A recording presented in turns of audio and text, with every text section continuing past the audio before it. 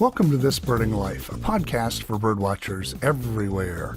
I'm your host, Bill Thompson III.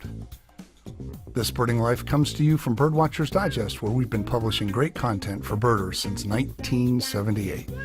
Sample what we have to offer at birdwatchersdigest.com. And now we'd like to give a special thanks to our sponsors, Carl Zeiss Sports Optics, makers of the amazing Victory SF binocular. You can join the Zeiss community of birders at facebook.com/ZeissBirding. The American Birding Expo is your opportunity to experience the world of birding in one place this September 21 to 23, that's 2018, in Oaks, Pennsylvania, just outside of Philly. More than 120 exhibitors from all over the world will be there. Learn more at birdingexpo.com. And finally, Red Start Birding offers optics, gear, and expertise to birdwatchers and nature lovers, plus unbeatable customer service. Give Red Start Birding a try at redstartbirding.com. This is episode 81, Birding in Colombia, Part 1, the Santa Marta Mountains. In April of 2018, I finally got to take a dream birding trip to Colombia. Knowing about Colombia's rich diversity of birds, I'd wanted to go there for years, but it wasn't considered a safe place for international tourists. In recent years, I'd received a couple of invitations, but I could never make it, so I sent other people in my place, and they came back gushing about the birds, the natural diversity, the landscape, and the people.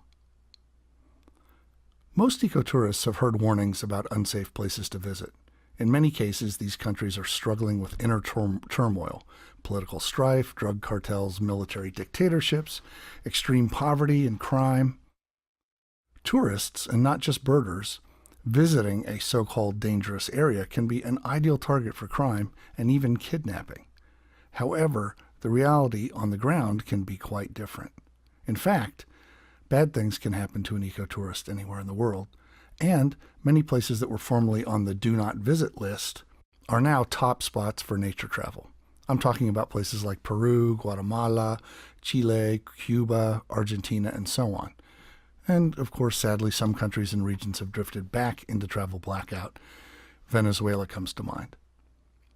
For decades, Colombia was labeled as a dangerous place to visit due to the ongoing conflict between the government and the drug cartels and paramilitary units involved in the coca trade.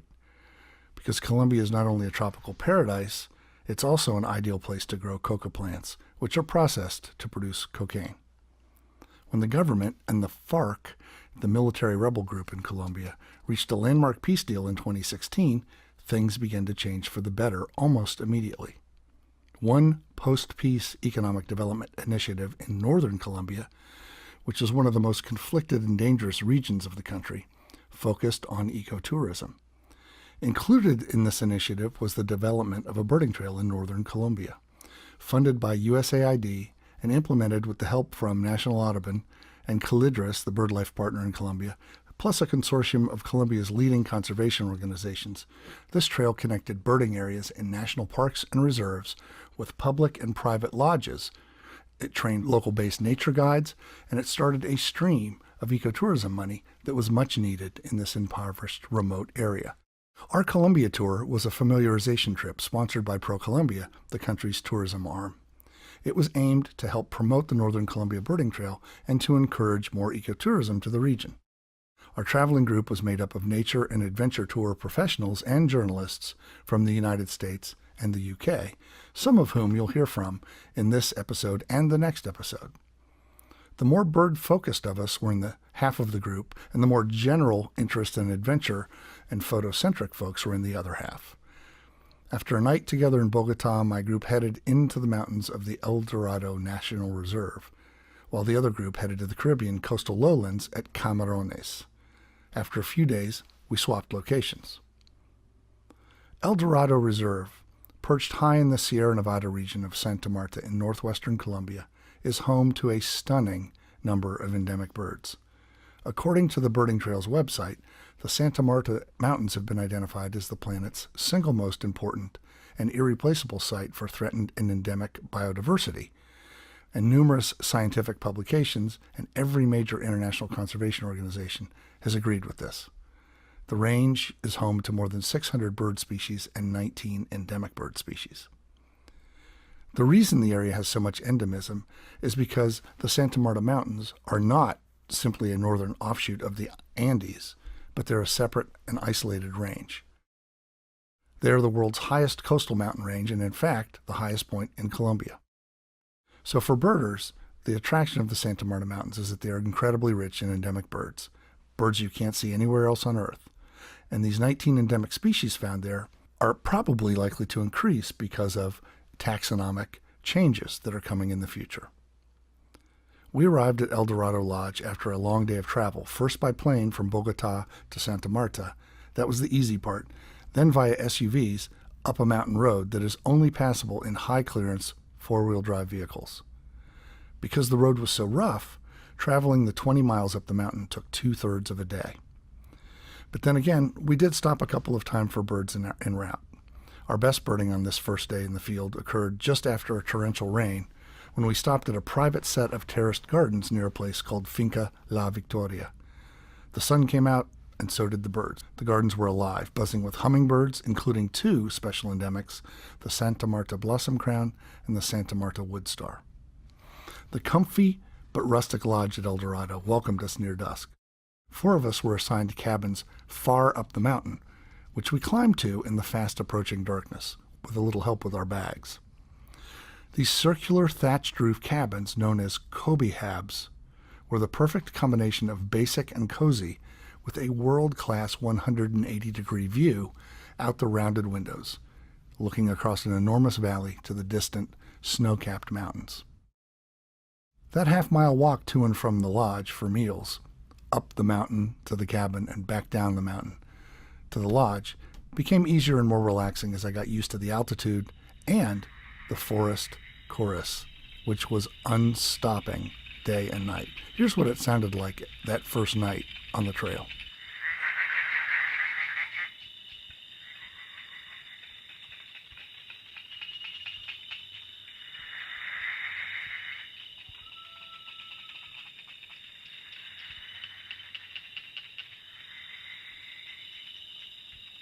On days 2 and 3 at El Dorado, we ventured farther up the mountain in search of other special birds. It was downright cold in the pre-dawn air as we stood near a military base scanning for birds, and virtually every single bird we saw was an endemic. Here's some sound I recorded as we birded in the highlands.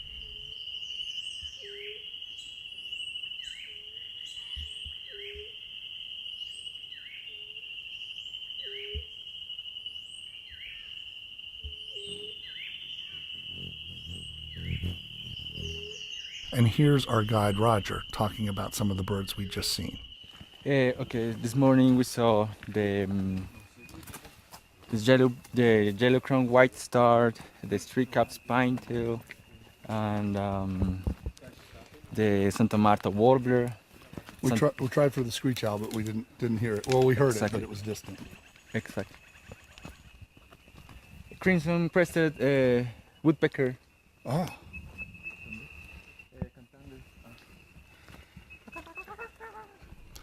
Gabriel Utria was one of our guides in Santa Marta.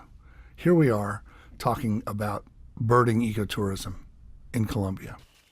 It's possible found 350 species in 1 week, exploring different habitats, mangrove and mountain forests, cloud forests, humid forests and dry forests in Guajira Peninsula. Okay. So another thing we should combine with another experience, like learning about the coffee, sharing with the local indigenous people, learning about the conservation projects at the local natural reserve.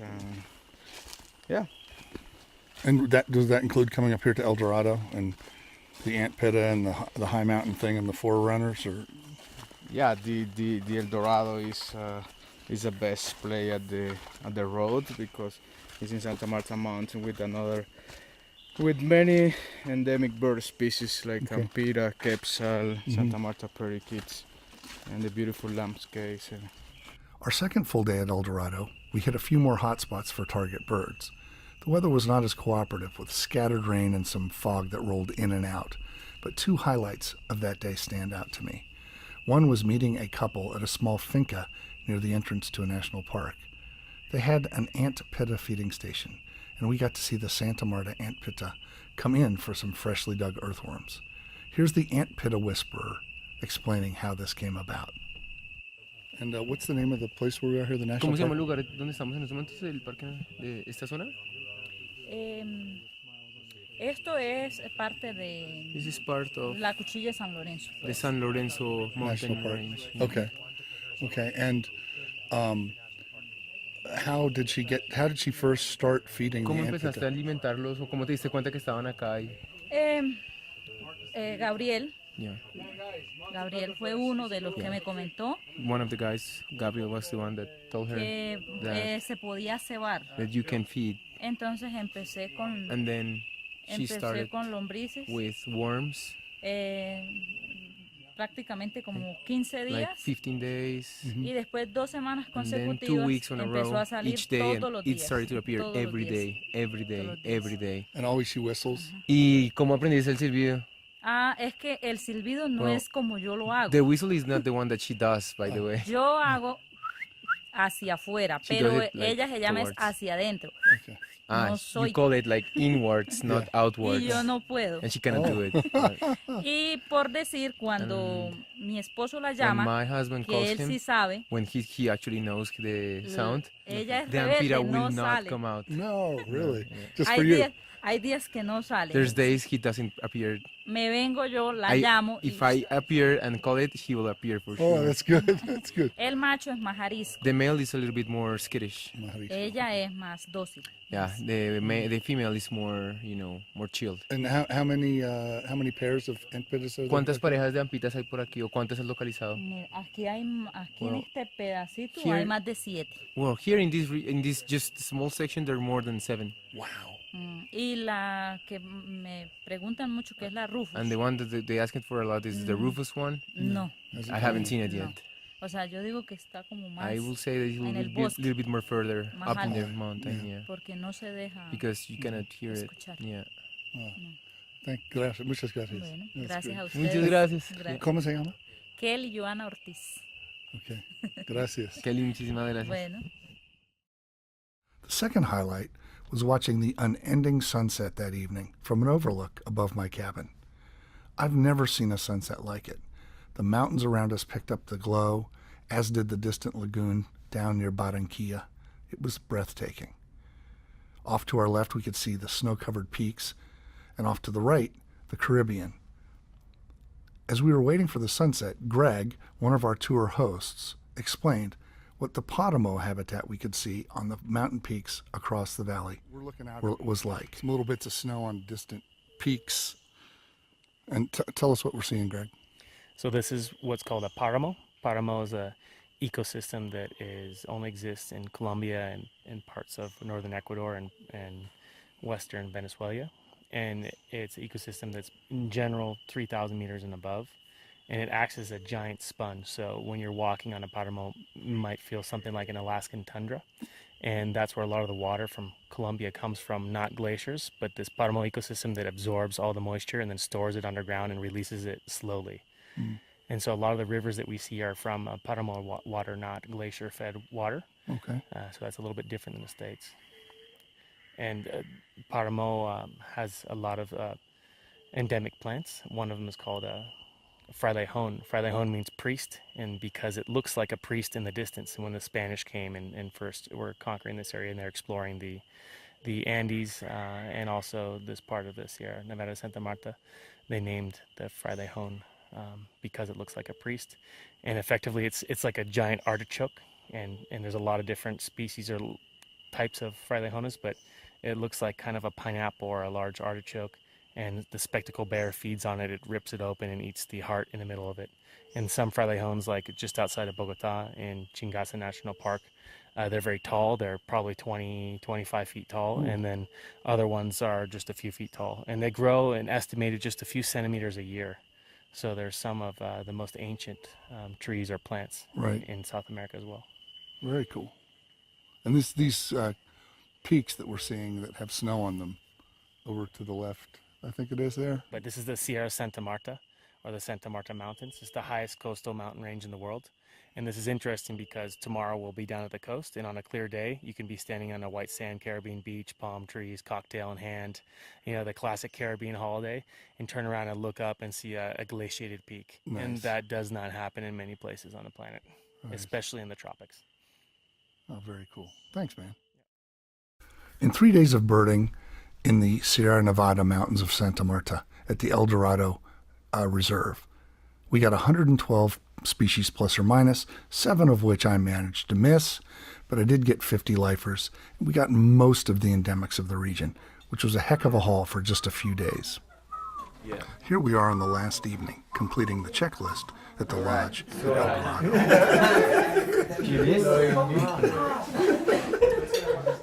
Okay, also just here, black-fronted wood quill. We have the last chance tomorrow morning in the feeders too. I saw it today. I saw it today. I did. You did too? No, I didn't. I did see it today. We just heard it, but we didn't No, see there it. were 3 of them. Ah, that's pretty cool. Yeah. Well, tomorrow morning is also possible. Okay, good. Okay, I think no turkey, no black vultures, no kites, hawk, no. Oh, I had sharp, what was probably sharp shinhawk, but it was. I had a collared forest falcon right on the trail here. Yeah? Yeah, landed, perched briefly just on the way after you guys were up. Yeah, collared forest falcon? Yeah, Last word we need for a documentary, we're missing it. good luck with that. Collared forest falcon, he has it. Yeah. Yeah. No, I saw it. Did not vocalize. Did not vocalize. I mean, I know the call inside out. It's really easy, but it was hunting, and it was perched. It flew right through the forest and landed on a stump, and then was gone. I just raised my camera. Yeah, you're supposed to go around. Yeah, but it was about halfway, right along that stretch, just by the hanging bridge. In the forest. Yeah. All right, cool. So color forest falcon for the group, and I think that's it for the falcons. Well, Peregrine. Peregrine falcon, right? John had one. John had a peregrine falcon. I saw it. Doves, band-tailed pigeon. The next one, white-tipped dove. Yep. And the line-quill dove too.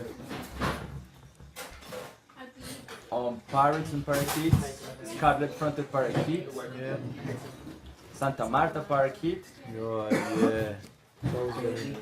Was a nice one. Yeah, red-billed parrot. Yeah. And that's it for that group.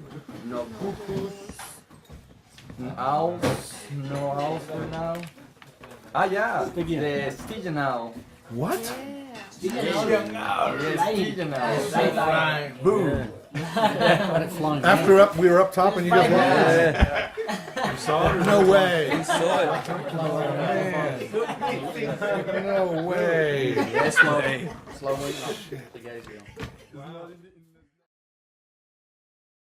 On the way down the mountain, as we were leaving El Dorado, I shared a vehicle with Gabo, and we talked further about birding tourism in Colombia. Do you think we got all the endemics, pretty much? Yeah. So we're missing only the Santa Marta bush tyrant on the top. Yep.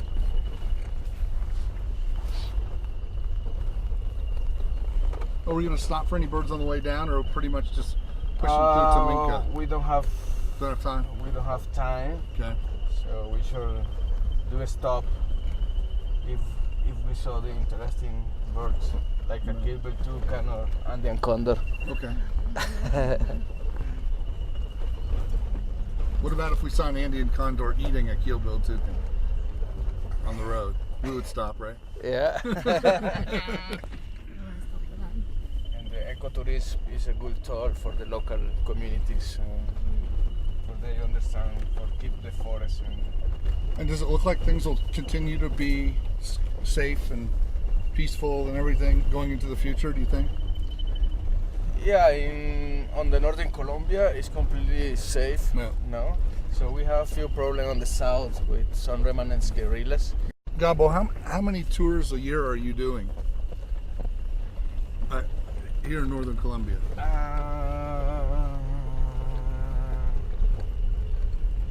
Maybe 40. So, Wow. so about people we have 300. Okay. 300 people for here, and we have the Northern Colombia Birding Tour by 8 days. Yeah. And there are many people work in these tours, Mm-hmm. and the transport and the local guides and All the the lodges. people, lodges and the Yeah. natural reserve. Indigenous people with souvenirs, with colorful bags. The second half of our trip was to the Caribbean lowlands near Camarones. Here, we were led by 3 excellent Colombian guides, Luis Ureña, Luis Puchaina, and Angel Ortiz Menendez. Both Angel and Luis Puchaina are relatively new birding guides, trained as part of the Northern Colombia Birding Trail program. We'll hear from all 3 guides in part 2 of this story, along with a couple of my travel companions. Here's a little bit of Angel's story, which he wrote to me in Spanish, and I'll read an English translation of that.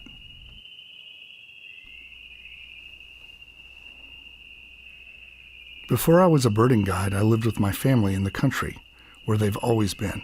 My mother had a garden from which she sold ornamental plants, and my dad had plantations of yucca and plantains. He also constructed roofs from palm fronds. In 2005, I was very lucky that a peace agreement had been finalized with the local guerrilla force, United Auto Defense of Colombia, so that I could study to be a tourism guide for free. However, it was very difficult because we didn't have many visitors and therefore had no resources for our class. Before the peace agreement, Northern Colombia was in total chaos. Our area was completely filled with coca plantations because the cocaine was harvested and exported to other countries by the local guerrillas.